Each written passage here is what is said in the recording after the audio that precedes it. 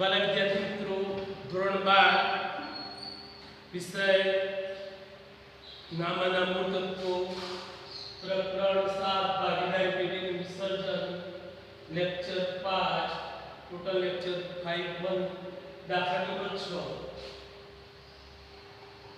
વાલા વિદ્યાર્થી મિત્રો પાઠ્યપુસ્તકમાંથી જોવાનું ધ્યાન રાખવાનું સમજવાનું વાલા વિદ્યાર્થી મિત્રો હવે જોવા જરા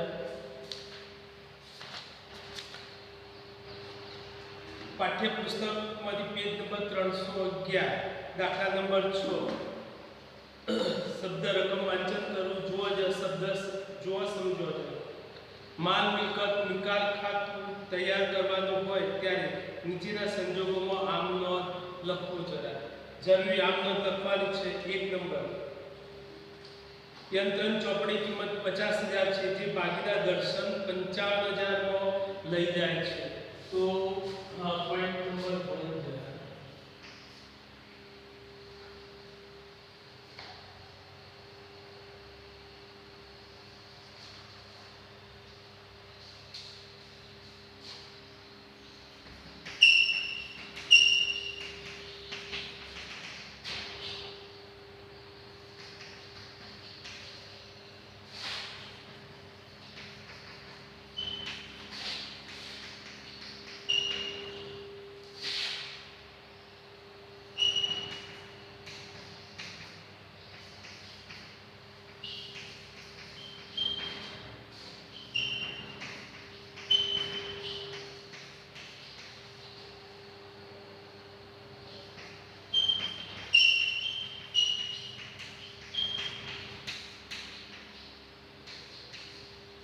वाला विद्यार्थी मित्रों पुस्तक में જોવાનું સમજવાનું જો ધ્યાન રાખો યંત્રોની ચોપડી કિંમત 50,000 છે જે ભાગીદાર દર્શન 55,000 માં લઈ જાય છે યંત્ર માનવી ખાતે ઉધાર તો યંત્રો ખાતે જમા 50,000 ભાગીદાર દર્શન 55,000 માં લઈ જાય છે જ્યારે ભાગીદાર લઈ જાય છે તો ભાગીદારના મૂડી ખાતે ઉધાર તે માનવી ખાતે જમા જાય જો અહીંયા भागीदार मूल्य खाते उधार के मानवी खाते जब भागीदार दे मिलकत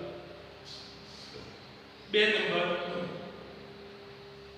देवी मूल्य 15,000 भागीदार कीमत चुकावવાનું સ્વીકારે છે ધ્યાન રાખો देवी मूल्य 15,000 भागीदार कीमत चुकावવાનું સ્વીકારે છે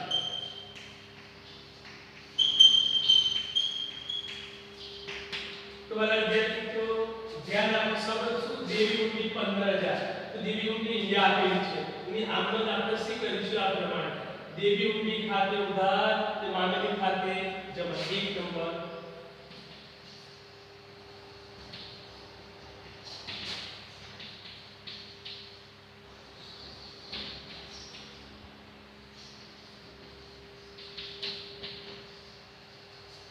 देवी मूडी खाते उधार के मानवी खाते जमा 15,000 હવે એનો નિકાલ કરીએ ભાગીદાર कीमत લઈ જાય છે લઈ જાય તો આ પ્રમાણે માનવી ખાતે ઉધાર તે ભાગીદારના મૂડી ખાતે જમા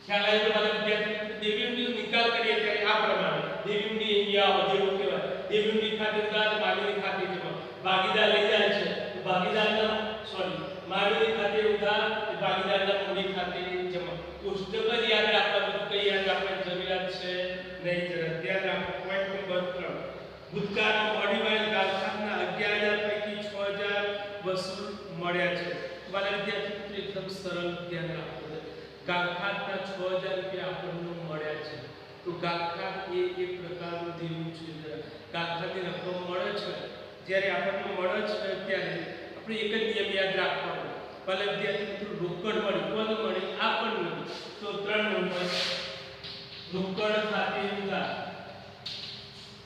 તે માનવી ખાતે જમા કેટલા 6,000 બાબાજીનું શું લખ્યું ગાંઠાની રકમ પરત મળી તે આટલું જ યાદ રાખો રોકડ મળે રોકડ ખાતે ઉધાર રોકડ ચૂકવો રોકડ ખાતે જમા બાકીનું કયું ખાતું આ માંગણી ખાતું કઈ પણ બીજું યાદ રાખવાની જરૂર નહીં રોકડ મળે રોકડ ખાતે ઉધાર માંગણી ખાતે જમા બાબાજીનું લખવાનું ગાંઠાની રકમ પરત મળી કે ના અથવા ગાંઠાનો ખર્ચ કયો ધારો કે વાલા વિદ્યાર્થી તો નથી વિરુદ્ધ વાલા વિદ્યાર્થી મિત્રો તે રોકડ ખાતે જમા એ પ્રમાણે નોંધ લખવાનું રહેશે 4 નંબર પરચુરણ મિલકતો ચોપડી કિંમત 2,70,000 ઉપજ્યા 2,47,000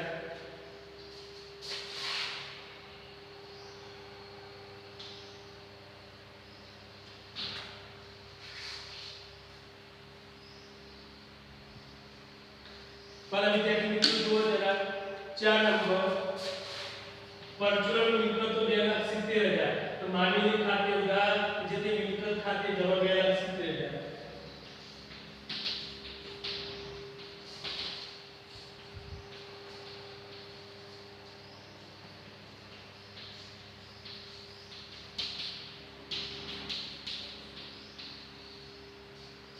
હવે વાલા વિદ્યાર્થી મિત્રો જુઓ જરા રકમ જે 2,27,000 રકમ આપણને મળે છે તો આ પ્રમાણે રોકડ ખાતે ઉધાર તે માનવી ખાતે જમા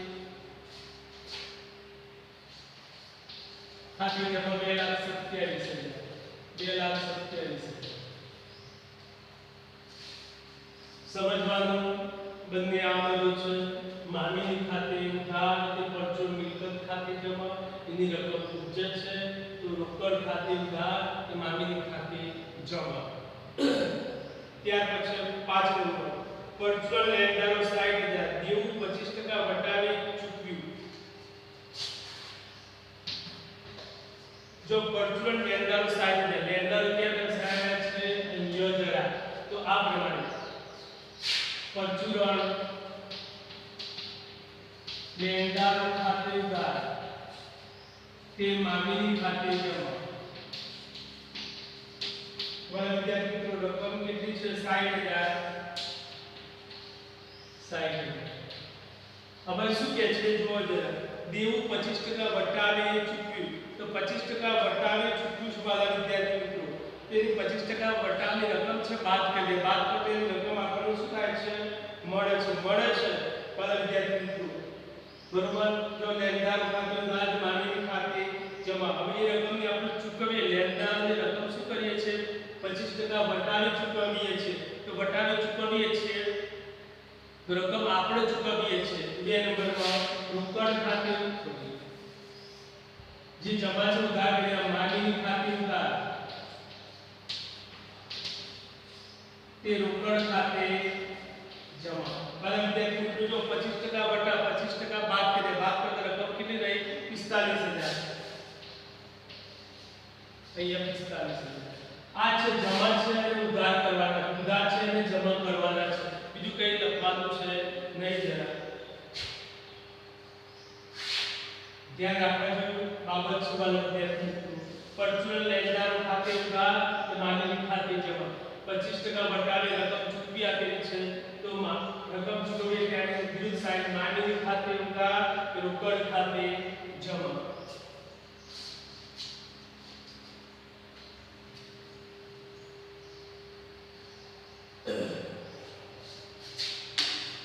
વાલા વિદ્યાર્થી મિત્રો 6 નંબર જરા જોવો ચોપડે નહીં નોંધાયેલ કરવેરાના 5,000 ચૂકવ્યા છે વાલા વિદ્યાર્થી મિત્રો કરવેરો એટલે કે દેવું કે દેવાની રકમ આપણે ચૂકવીએ છીએ રકમ જાય છે જાય તો રોકડ ખાતે જમા ઉધારમાં શું માનવી ખાતે ઉધાર નંબર 6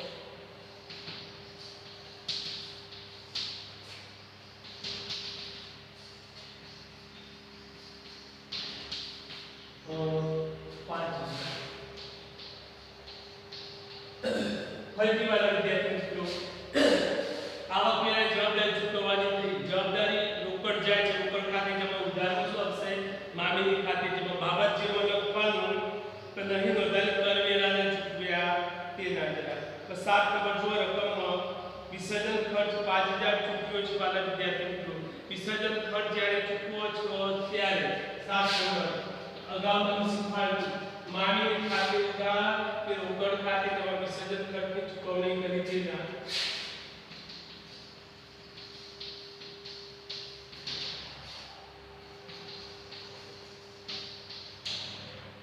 રકમ વાળા વિદ્યાર્થી મિત્રો કેટલા હતા 5000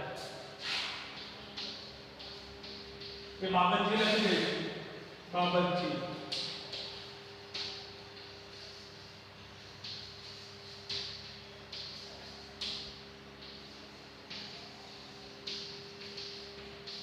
વિસર્જન ખર્ચના રોકડા ચૂકવ્યા તેના વાળા વિદ્યાર્થી ત્યાં જો લાસ્ટ પોઈન્ટ ચોપડે પાઘડી દર્શાવેલ નથી પરંતુ વિસર્જન સમયે તેને વેચાણના 20000 રૂપિયા વાળા વિદ્યાર્થી મિત્રો પાઘડીની નોંધ જરા ધ્યાન રાખો પાઘડી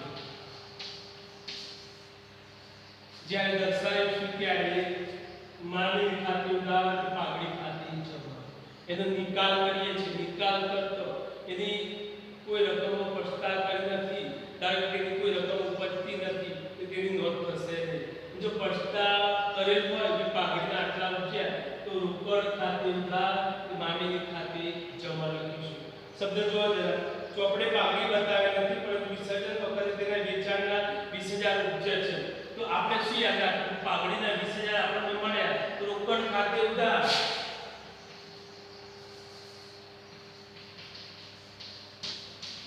20000 તે માનવી ખાતે જમા 20000 બાબતમાં લખેલું શબ્દ પાઘડીના રૂપિયા 20000 રોકડા મળ્યા તેના આ પ્રમાણે વાળા શબ્દ સમજવાનું છે ફરીથી પાઘડી અંગે જો સૂચના આપેલી હોય કે એની રકમ આપણને ઉપજે છે તો લખવાનું જો સૂચના ન આપેલી હોય તેની ઉપજ કે કોઈ સૂચના ન હોય તો તેની કોઈ નોંધ થશે નહીં જરા આટલો સિદ્ધાંત પરથી આપણે યાદ રાખીશું વાળા વિદ્યાર્થી મિત્રો જે આપણે જો ચલાવી વાળા વિદ્યાર્થી મિત્રો એ પરીક્ષાની અંદર પૂછાય છે દરેક વિદ્યાર્થી મિત્રને તૈયાર કરી દેશે જરા હવે અગત્યનો પોઈન્ટ છે વાળા વિદ્યાર્થી મિત્રો ફરીથી જરા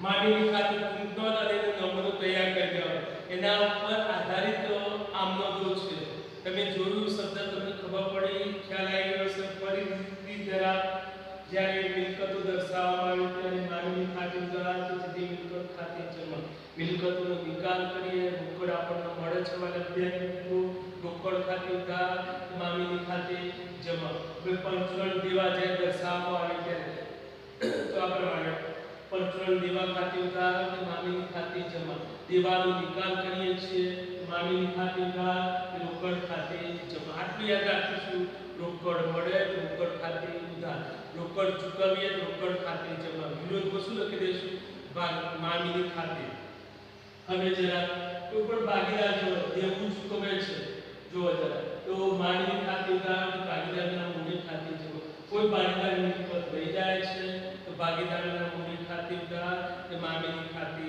જમા કરે નહીં નોંધાયેલ જવાબદારી પણ દેવું ચૂકવવાનું બાકી હોય તો માનવી ખાતે ઉધાર કે જે તે રોકડ ખાતે જમા કોઈ પણ મિલકતની રકમ મળે નહીં નોંધાયેલ મિલકત તો રોકડ ખાતે ઉધાર તો માનવી ખાતે જમા છેલ્લે જરા મિલકતોનો વધારો હોય દેવા કરતો નફો થાય તો માનવી ખાતે ઉધાર તો ભાગીદારના મૂડી ખાતે જમા બાજુ લખવા જો નુકસાન હોય તો ભાગીદારના મૂડી ખાતે ઉધાર તે માનવી ખાતે જમા આટલા સિદ્ધાંત યાદ રાખવાના હવે બહુ અગત્યનો પોઈન્ટ સૌપ્રથમ પેઢીનો વિસર્જન ખર્ચ ચૂકવવામાં આવે છે વિસર્જન ખર્ચની ચૂકવણી કરીએ ત્યારે માનવી ખાતે ઉધાર રોકડ ખાતે જમા બાબત જમા લખવા વિસર્જન ખર્ચના ચૂકવ્યા બીજો અગત્યનો પોઈન્ટ એક ભાગીદાર પોતાની પત્નીની લોન ચૂકવવાની જવાબદારી સ્વીકારે છે તો ભાગીદારની પત્નીની લોન ખાતે ઉધાર તે ભાગીદારના મૂડી ખાતે જમા, લેનાર ખાતે ઉધારો, આપનાર ખાતે જમા, એ સિદ્ધાંત યાદ રાખો.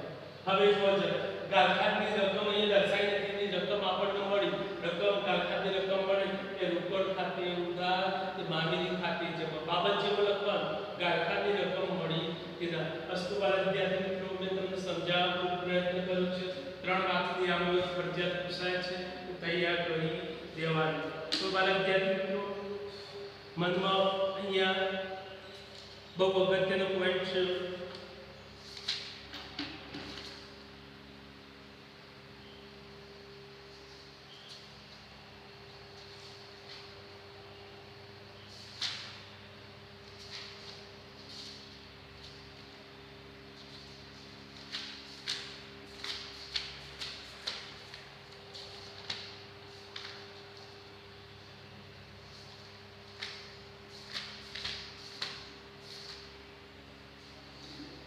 પ્રકરણ 7 ભાગીદાર પેઢીનું વિસર્જન. વાલા વિદ્યાર્થી મિત્રો, તો સૌપ્રથમ શું યાદ રાખીશું? માલ મિલકત નિકાલ ખાતે પેઢીના વિસર્જન સમયે મિલકતો અને દેવાની વર્તમાન કિંમત જે ખાતામાં દર્શાવવામાં આવે છે તેને માલ મિલકત નિકાલ ખાતા તરીકે ઓળખવામાં આવે છે.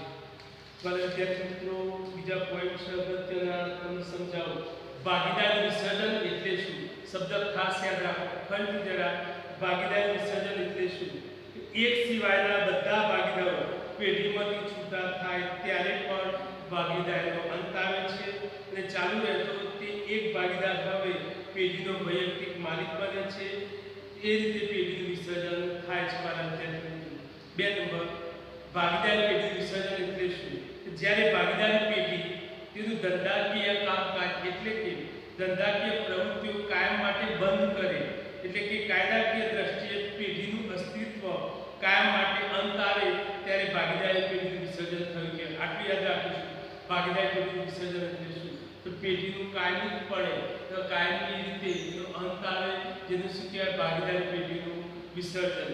લાસ્ટ પોઈન્ટ, મરજિયાત વિસર્જન એટલે શું? પરીક્ષા પૂછાવાળા વિદ્યાર્થી મિત્રો, તો જ્યારે બધા ભાગીદાર પેઢીનું વિસર્જન કરવા સંમત થાય ત્યારે ભાગીદારી પેઢીનું વિસર્જન ગમે તે રીતે થાય છે, જેને મરજિયાત વિસર્જન કહે છે. સર્વસંમતિ શબ્દ લેવાનો, કરારની જોગવાઈ અથવા ચોક્કસ ઘટનાને આધારે જ્યારે ભાગીદારી પેઢીનું વિસર્જન થાય તેને મરજિયાત વિસર્જન કહે છે.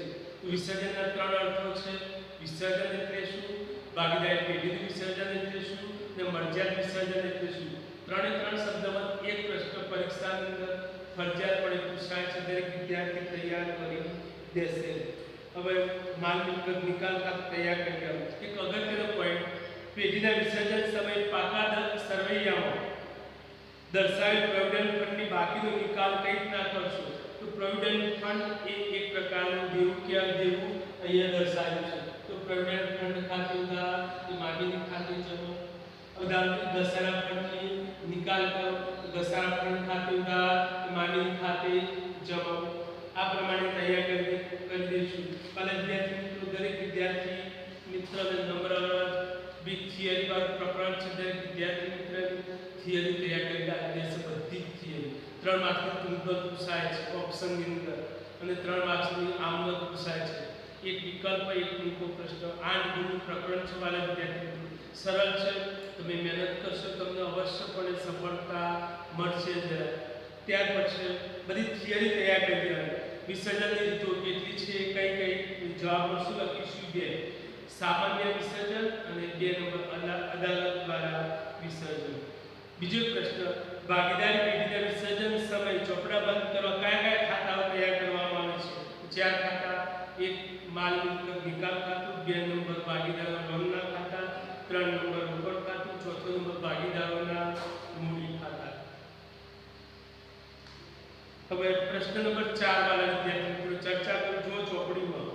પોઈન્ટ નંબર 4 સ્વાધ્યાયની અંદરથી ભાગીદારી પેઢીના વિસર્જન સમયે પાકા સરવૈયામાં દર્શાવેલ નીચેની બાકીનો નિકાલ કઈ રીતના કરશો સમજાવો. તો સામાન્ય અનામત શીખવાડી, અનામતની અનુસાર જમા બાકી નિકાલ કરીએ તો અનામત ખાતે શું કરી દઈશું? ઉધાર. સામાન્ય અનામત ખાતે ઉધાર તે ભાગીદાર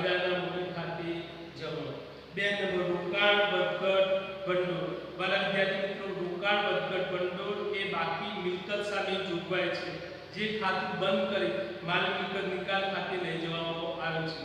તો રોકાણ વધઘટ ભંડોળ ખાતે ઉધાર માનવી ખાતે જમા. ત્યાર પછી કારીગર અકસ્માત વળતર ભંડોળ. તો કારીગર અકસ્માત વળતર ભંડોળ એકત્રિત નફો છે, બધા ભાગીદારો વચ્ચે નદીના વેચણીના પ્રમાણમાં લઈ જવામાં આવે છે. તો આ બધા પ્રમાણે કારીગર અકસ્માત વળતર ભંડોળ ખાતે જમા બાજુ લખીએ છીએ મૂડી ખાતાની. તો કારીગર અકસ્માત વળતર ભંડોળ ખાતે ઉધાર કે ભાગીદારના મૂડી ખાતે જમા લઈ લઈશું. એ પોઈન્ટ મહત્વનો છે. ત્યાર પછી તફાવત વાળા વિદ્યાર્થી મિત્રો, માલ મિલકત નિકાલ ખાતાની પ્રથમ પદ્ધતિ અને બીજી પદ્ધતિ તફાવત લખવો જ રહે. દરેક વિદ્યાર્થી મિત્રો તૈયાર કરી લેશે.